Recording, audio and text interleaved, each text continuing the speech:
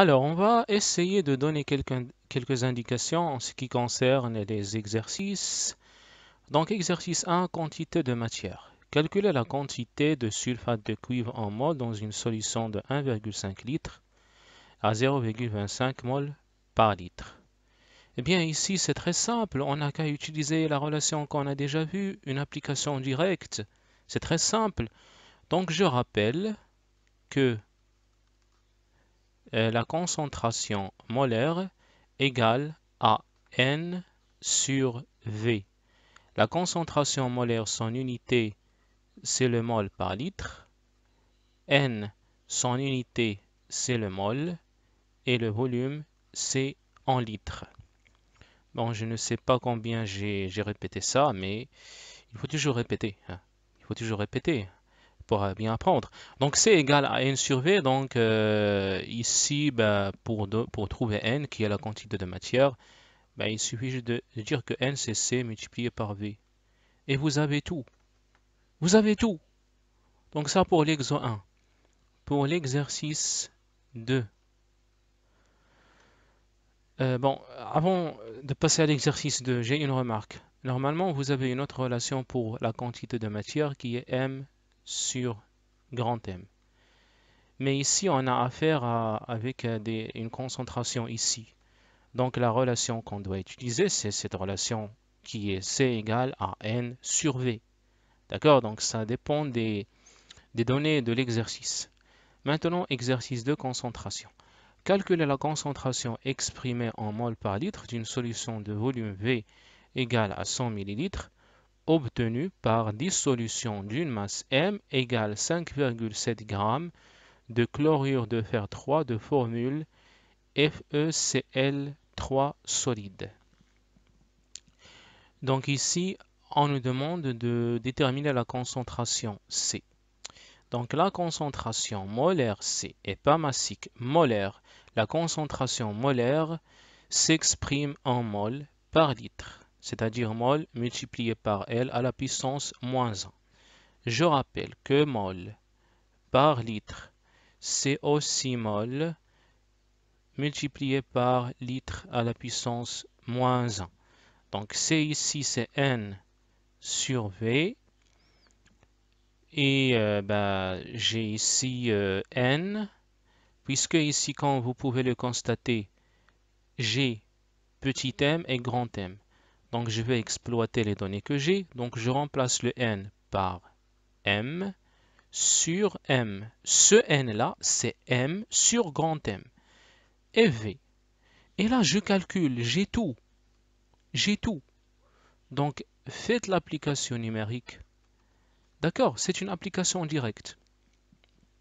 Pour l'exercice 3, d'une concentration à l'autre, l'anémie ferriprive est due à une carence en fer. Le fer se fixe sur l'hémoglobine qui apporte le dioxygène aux cellules du corps.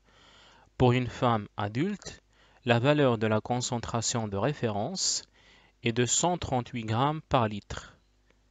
Le résultat d'une analyse d'une femme enceinte montre un taux d'hémoglobine de 1,71 millimoles par litre. Souffre-t-elle d'anémie? Donc là, qu'est-ce qu'on va faire? Eh bien, on va tout simplement déterminer la concentration massique.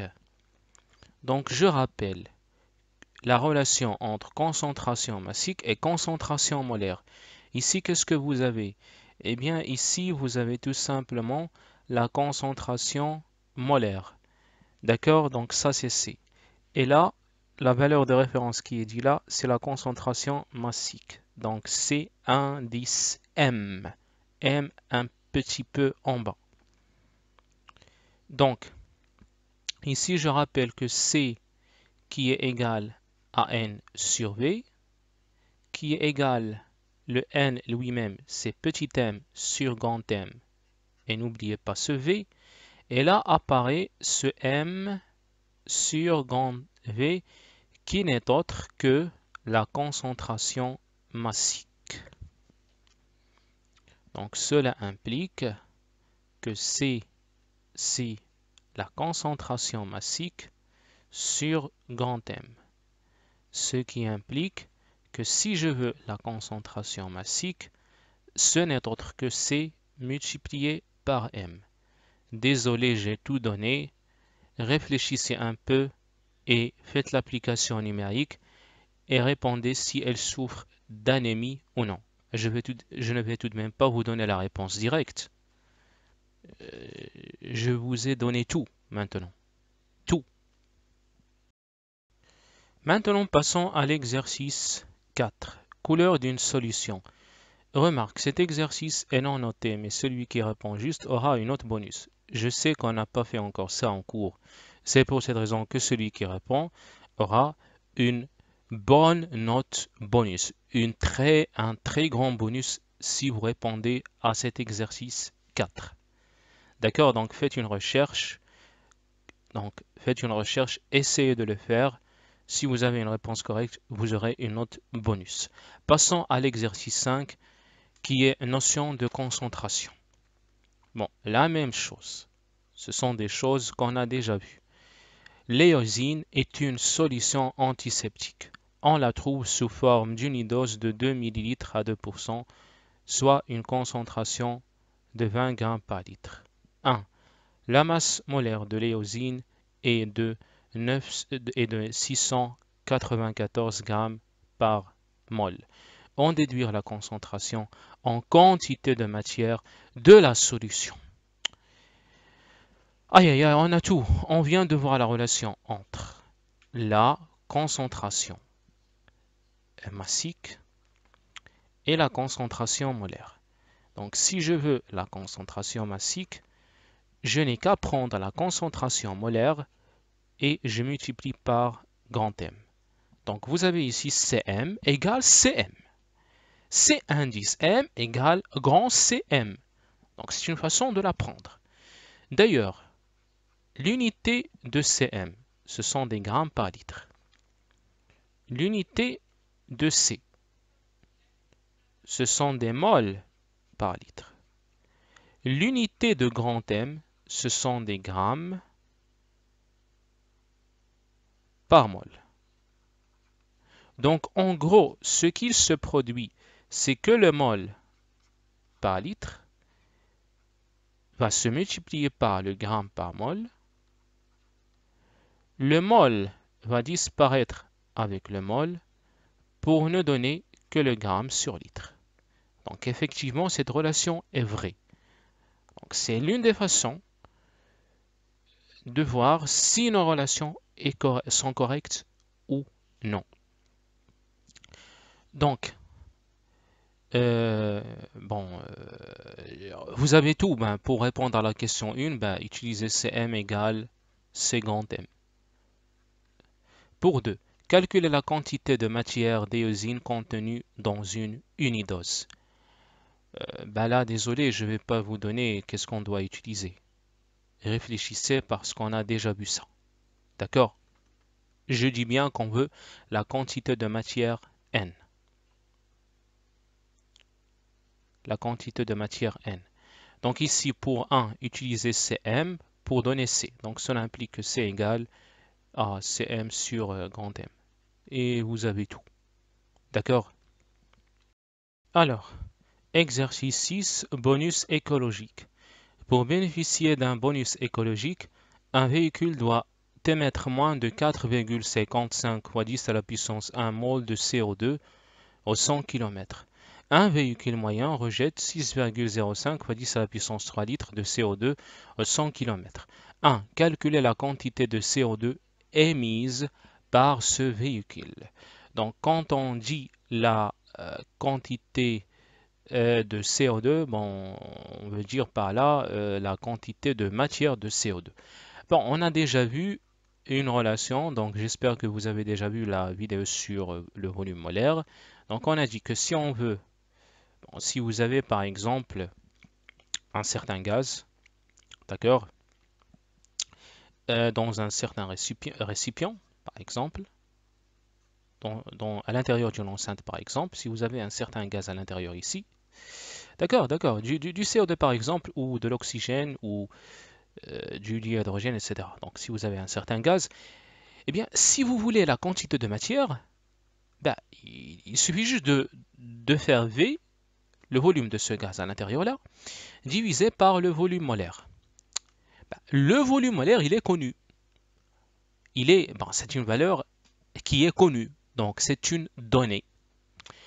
À 25 degrés C et à la pression d'une atmosphère, ben, vous avez le volume molaire égal à 24, donc à peu près à 24 litres par mol.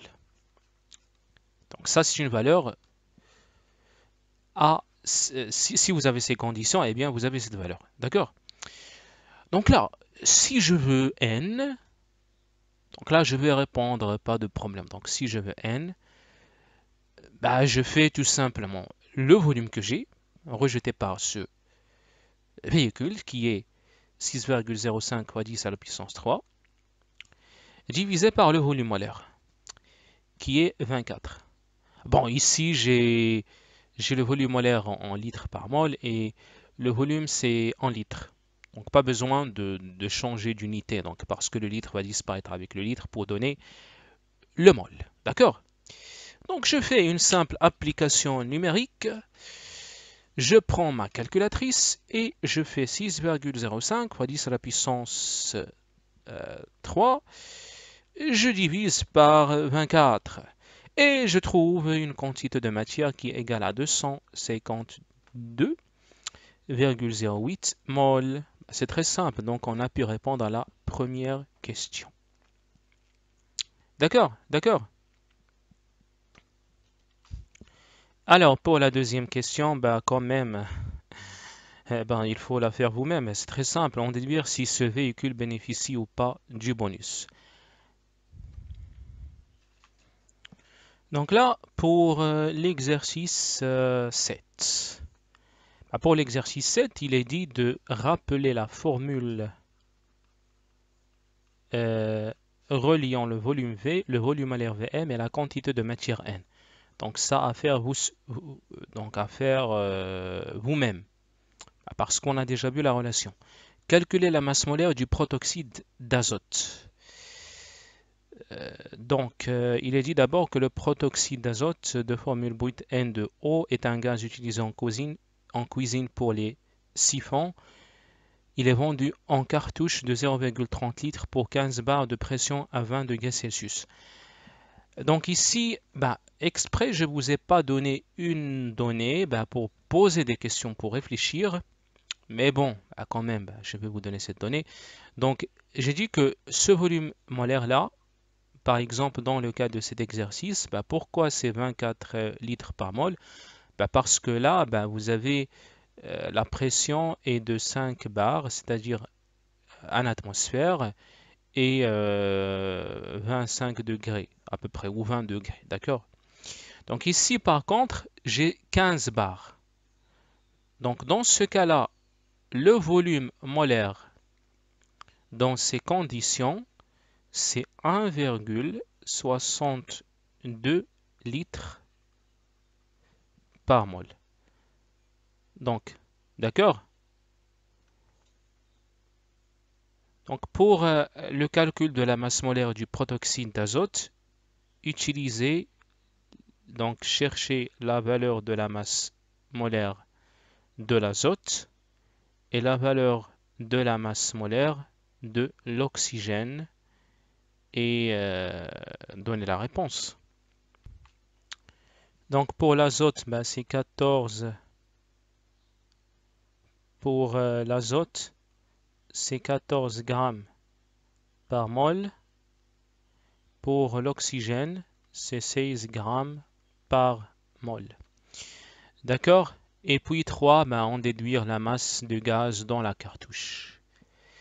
C'est très simple, il suffit juste de réfléchir un peu. C'est une application directe. Maintenant, exercice 8, le protoxyde d'azote et le tuning. Pour augmenter la puissance de leur moteur, certains préparateurs américains de tuning posent des kits NOS de prototype d'azote N2O. Une bouteille de ce gaz en contient 37 litres à 20 degrés Celsius sous une pression de 15 bars. Donc ici, le volume molaire, c'est 1,62 litres par mol. Calculer la quantité de gaz. Donc quand on dit la quantité de gaz, c'est-à-dire la quantité de matière de ce gaz. Donc pour donner, il suffit de donner N en fonction de V et le volume molaire. Ici, pour les applications numériques, le volume molaire, c'est 1,62 litres par mol.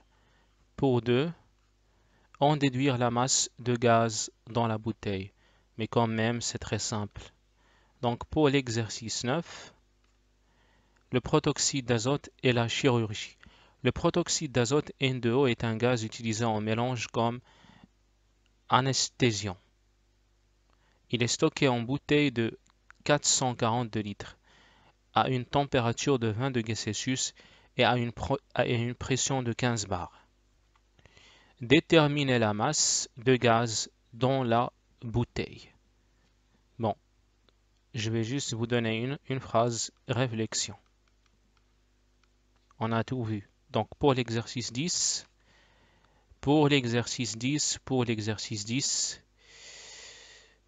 celui qui répond à cet exercice aura, c'est un exercice de réflexion en disant que je vais donner plus 3 points, celui qui répond à cet exercice. Donc j'espère que tout est clair maintenant et bonne chance.